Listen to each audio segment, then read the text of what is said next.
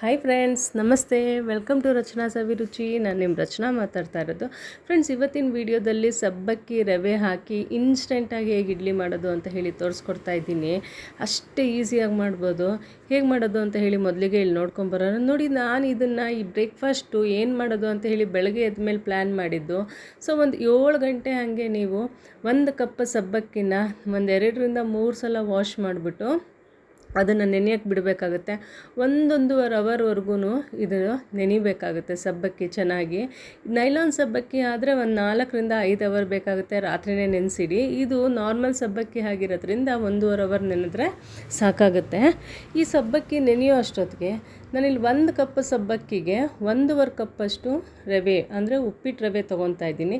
ಇದನ್ನು ಸ್ವಲ್ಪ ಲೈಟಾಗಿ ಬೆಚ್ಚಗೆ ಮಾಡಿಕೊಂಡ್ರೆ ಸಾಕಾಗುತ್ತೆ. ಉಪ್ಪಿಟ್ಟಿಗೆಲ್ಲ ಹುರಿದಂಗೆ ನಾವು ಚೆನ್ನಾಗಿ ಕೆಂಪು ಹುರಿಬೇಕಾಗಿಲ್ಲ, ಸ್ವಲ್ಪ ಲೈಟಾಗಿ ಹುರ್ಕೊಬೇಕಾಗುತ್ತೆ. ಇದಕ್ಕೆ ನಾವು ಇಡ್ಲಿ ರವೆ ಕೂಡ ಸೇರಿಸ್ಕೊಬೋದು. ಈ ಅಕ್ಕಿದು ತಿನ್ನಲ್ಲ, ಶುಗರ್ ಪೇಷಂಟ್ಸ್ ಇದ್ದಾರೆ ಅನ್ನೋ ಒಂದು ಸಮಯದಲ್ಲಿ ನಾವು ಈ ಥರ ರವೆನ ಯೂಸ್ ಮಾಡ್ಕೊಬೋದು. ರವೆ ಹುರಿದಾಗಿದೆ, ರವೆ ಆರೋ ಅಷ್ಟೊತ್ತಿಗೆ ಇಲ್ಲಿ ನಾನು ಚಟ್ನಿ ರೆಡಿ ಮಾಡ್ಕೊತಾ ಇದ್ದೀನಿ. ಸ್ವಲ್ಪ ಕಾಯಿ, 2-3 ಎಸಳು ಬೆಳ್ಳುಳ್ಳಿ, ಒಣಗಿದ ಮೆಣಸಿನ್ಕಾಯಿ, ಹಾಗೆಯೇ ಹುಣಸೆಹಣ್ಣು ಸ್ವಲ್ಪ, ಮತ್ತು ಹುರಿದಿರೋ ಅಂತಹ ಕಡಲೆ ಬೀಜ ಹಾಕ್ಕೊಂಡು ಚಟ್ನಿನ ರೆಡಿ ಮಾಡ್ಕೊತೀನಿ. ನೋಡಿ, ಇವಾಗ ಇಡ್ಲಿ ಹಿಟ್ಟು ಹೇಗೆ ಮಾಡೋದು ಅಂತ ಹೇಳಿ ತೋರಿಸ್ತೀನಿ ನಾನು ನಿಮಗೆ. ಹುರಿದಿರೋ ಅಂತಹ ರವೆ ಹಾಕ್ಕೊಂಡಿದ್ದೀನಿ. ಇದು 1.5 ಅವರಷ್ಟು ನೆಂದಿದೆ ಸಬ್ಬಕ್ಕಿ. ಆ ಸಬ್ಬಕ್ಕಿನೂ ಕೂಡ ರವೆಗೆ ಸೇರಿಸ್ಕೊತಾ ಇದ್ದೀನಿ. ನೋಡ್ತಾ ಇದ್ದೀರಲ್ಲ ಸಬ್ಬಕ್ಕಿ ಎಷ್ಟು ಚೆನ್ನಾಗಿ ನೆಂದಿದೆ ಅಂತ ಹೇಳಿಬಿಟ್ಟು ಅದನ್ನು ರವೆಗೆ ಸೇರಿಸ್ಕೊಬೇಕಾಗತ್ತೆ. ಹಾಗೆ ನಾವು ಯಾವ ಕಪ್ಪಲ್ಲಿ ಸಬ್ಬಕ್ಕಿ ತೊಗೊಂಡಿರ್ತೀವಿ, ಯಾವ ಕಪ್ಪಲ್ಲಿ ರವೆ ತೊಗೊಂಡಿರ್ತೀವಿ, ಅದೇ ಕಪ್ಪಲ್ಲೇ ನಾನಿಲ್ಲಿ ಮೊಸರು ತೊಗೊತಾ ಇದ್ದೀನಿ.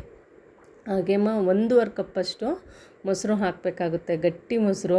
ಮಜ್ಜಿಗೆ ತೊಗೊಂಡ್ರೆ 3 ಕಪ್ಪಷ್ಟು ನೀವು ಮಜ್ಜಿಗೆನೂ ಕೂಡ ಹಾಕ್ಕೊಬೋದು. ಹುಳಿ ಮೊಸರು ಇದ್ದರೆ ತುಂಬ ಚೆನ್ನಾಗಿ ಬರುತ್ತೆ. ನಾವಿಲ್ಲಿ ಆವಾಗ ಸೋಡಾ ಹಾಕೋ ಅಂಥ ನೆಸೆಸಿಟಿ ಇರೋದಿಲ್ಲ. ನೋಡಿ, ರುಚಿಗೆ ತಕ್ಕಷ್ಟು ಉಪ್ಪು ಹಾಕ್ಕೊಂಬಿಟ್ಟು ಆದಷ್ಟು ಕೈಯಲ್ಲೇ ಚೆನ್ನಾಗಿ ಕಲಿಸ್ಕೊಳ್ಳಿ. ಹ್ಯಾಂಡ್ ವಾಶ್ ಮಾಡ್ಕೊಂಬಿಟ್ಟು ಕೈಯಲ್ಲೇ ಚೆನ್ನಾಗಿ ಕಲಿಸ್ಕೊಂಡ್ರೆ ಅದು ಚೆನ್ನಾಗಿ ಕಲಿಸ್ಕೊಳುತ್ತೆ. ಒಂದು 15-20 ನಿಮಿಷದ ಕಾಲ ಅದನ್ನು ನೆನೆಯೋದಕ್ಕೆ ಬಿಟ್ಬಿಡೋಣ. ಅದಾದಮೇಲೆ ಸೋಡಾ ಏನು ಬೇಕಾಗೋದಿಲ್ಲ. ನಾನು ಆಲ್ರೆಡಿ ಹುಳಿ ಮೊಸರು ಹಾಕಿದ್ದೀನಿ. ನೋಡಿ ಎಷ್ಟು ಗಟ್ಟಿಯಾಗಿದೆ. ಇವಾಗ ಇನ್ನೊಂದು ಸ್ವಲ್ಪ ನೀರು ಹಾಕ್ಕೊಂಡು ನಮಗೆ ಇಡ್ಲಿ ಹಿಟ್ಟಿಗೆ ಯಾವ ಕನ್ಸಿಸ್ಟೆನ್ಸಿಗೆ ಬೇಕೋ ಆ ಕನ್ಸಿಸ್ಟೆನ್ಸಿಗೆ ಅಡ್ಜಸ್ಟ್ ಮಾಡ್ಕೊಬೇಕಾಗುತ್ತೆ. ನೋಡ್ತಾ ಇದ್ದೀರಲ್ಲ ಇಲ್ಲಿ ನಾನು ಹೇಗೆ ಮಾಡ್ತಾಯಿದ್ದೀನಿ ಅಂತಂತ ಹೇಳ್ಬಿಟ್ಟು ಚೆನ್ನಾಗಿ ಕಲಿಸ್ಕೊಳ್ಳಿ. ಸಬ್ಬಕ್ಕಿ ಆರೋಗ್ಯಕ್ಕೆ ತುಂಬ ಅಂದರೆ ತುಂಬ ಒಳ್ಳೆಯದು. ಈ ಶುಗರ್ ಇದ್ದಾಗ ನಾವು ಇಡ್ಲಿ ಮಾಡೋಕ್ಕಾಗಲ್ಲ, ದೋಸೆ ಮಾಡೋಕ್ಕಾಗೋದಿಲ್ಲ. ಅಂಥ ಟೈಮಲ್ಲಿ ಈ ಥರ ಒಂದಿನ ನಾವು ಬ್ರೇಕ್ಫಾಸ್ಟ್ಗೆ ಮಾಡ್ಕೊಬೋದು. ಸ್ವಲ್ಪ ಕೊತ್ತಂಬರಿ ಸೊಪ್ಪು ಇಲ್ಲ ಅಂದರೆ ಸಬ್ಬಕ್ಕಿ ಸೊಪ್ಪು ಕೂಡ ಹಾಕ್ಕೊಳ್ಳಿ. ಹಾಗೆ 1 ಸ್ಪೂನ್ ಜೀರಿಗೆ ಹಾಕ್ಕೊಳ್ಳಿ. ಜೀರಿಗೆ ಹಾಕ್ಕೊಂಡ್ರೂ ತುಂಬ ಚೆನ್ನಾಗಿರುತ್ತೆ. ನೋಡಿ, ಇವತ್ತು ನಾನು ಯಾವುದ್ರಲ್ಲಿ ಇಡ್ಲಿ ಮಾಡ್ತಾಯಿದ್ದೀರಿ ಅಂತ ಇದೇ ಇವತ್ತಿನ ಸ್ಪೆಷಲ್. ದೇವಸ್ಥಾನದಲ್ಲೆಲ್ಲ ಪ್ರಸಾದ ಕೊಡ್ತಾರಲ್ಲ ಆ ಥರ ಆ ಜೊನ್ನೆನಲ್ಲಿ ಇಡ್ಲಿ ಇಡ್ತಾಯಿದ್ದೀನಿ.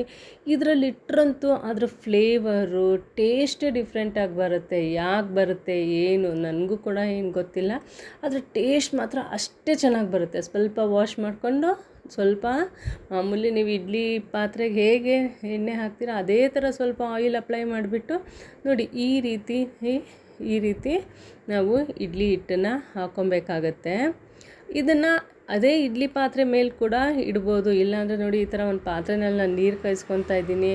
ಇಲ್ಲಿ ಹೋಲ್ ಇರೋ ಅಂತಹ ಒಂದು ನಾನು ಪಾತ್ರೆ ಇಟ್ಕೊಂಡಿದ್ದೀನಿ, ಇನ್ನೊಂದು ಬೇಷನ್ನು.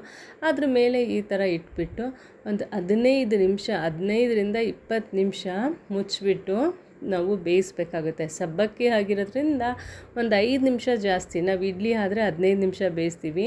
ಈ ಸಬ್ಬಕ್ಕಿ ಹಾಕಿರೋದ್ರಿಂದ, ರವೆ ಹಾಕಿರೋದ್ರಿಂದ ಒಂದು 5 ನಿಮಿಷ 20 ನಿಮಿಷ ಮಾಡಬೇಕಂತ. ನೋಡಿ, ಈ ಥರ ಕುಕ್ಕರಲ್ಲಿ ಇಟ್ಬಿಟ್ಟು ನಾನಿಲ್ಲಿ ಇಡ್ಲಿ ಸ್ಟ್ಯಾಂಡಲ್ಲೇ ಕೂಡ ಇಟ್ಟು ಮಾಡಿದ್ದೀನಿ. ಬನ್ನಿ ಇವಾಗ ನೋಡೋಣ ಹೇಗೆ ಇಡ್ಲಿ ಬೆಂದಿದೆ ಅಂತ. ವಾವ್, ನೋಡ್ತಾ ಇದ್ದೀರಲ್ಲ ಫ್ರೆಂಡ್ಸ್ ಎಷ್ಟು ಚೆನ್ನಾಗಿ ಬೆಂದಿದೆ ಅಂತ ಹೇಳಿಬಿಟ್ಟು, ಎಷ್ಟು ಚೆನ್ನಾಗಿ ಕಾಣಿಸ್ತಾ ಇದೆ ಅಂತ ಹೇಳಿ. ಇದು ಬೆಂದಿದೆಯಾ ಇಲ್ವಾ ಅಂತ ನೋಡಿ. ನಂದು ಒಂದೇ ಚಾಕು ಏನಾದರೂ ಚುಚ್ಚಿಬಿಟ್ಟು ನೋಡಿದ್ರೆ ನಿಮಗೆ ಅಂಟ್ಕೊಳೋದಿಲ್ಲ. ಅದು ಅಂಟ್ಕೊಂಡಿದೆ ಅಂತಂದರೆ ಇನ್ನೂ ಬೆಂದಿಲ್ಲ ಅಂತಂತ ಹೇಳ್ಬಿಟ್ಟು, ಇಟ್ಟು ಅಂಟ್ಕೊಂಡಿದೆ ಅಂತಂತ ಹೇಳಿದ್ರೆ ನೋಡಿ ಈ ಥರ ಎತ್ಕೊತಾ ಇದ್ದೀನಿ. ನೀವು ಅಂದ್ಕೊಬೋದು ಇದು ಬಿಡುತ್ತಾ, ಇಡ್ಲಿ ಎಲ್ಲ ಅಂಟ್ಕೊಳಲ್ವಾ ಅಂತ. ನಾನು ತೋರಿಸ್ತೀನಿ ನೋಡಿ ಎಷ್ಟು ಚೆನ್ನಾಗಿ ಬಂದಿದೆ ಇಡ್ಲಿ ಅಂತಂದರೆ. ನೋಡಿ, ಯಾವುದೇ ಥರ ಇಲ್ಲಿ ನಮಗೆ ಅಂಟ್ಕೊತಾ ಇಲ್ಲ, ಅಷ್ಟು ಚೆನ್ನಾಗಿ ಬಂದಿದೆ ಇಡ್ಲಿ. ಮತ್ತು ಅಷ್ಟೇ ಸಾಫ್ಟಾಗಿ ಕೂಡ ಇದೆ ಇಡ್ಲಿ. ಟೇಸ್ಟ್ ಅಂತೂ ಕೇಳಲೇಬೇಡಿ, ಒಂದು ಒಳ್ಳೆ ಅದ್ಭುತ ರುಚಿನೇ ಕೊಡುತ್ತೆ ಅಂತ ಹೇಳ್ಬೋದು. ಹಾಗೆ ಅದ್ರ ಶೈನಿಂಗ್ ನೋಡಿ, ಇಡ್ಲಿದು ಶೈನಿಂಗ್ ಹೇಗೆ ಕಾಣಿಸ್ತಾ ಇದೆ ಅಂತ, ತುಂಬ ಅಂದ್ರೆ ತುಂಬ ಚೆನ್ನಾಗಿರುತ್ತೆ.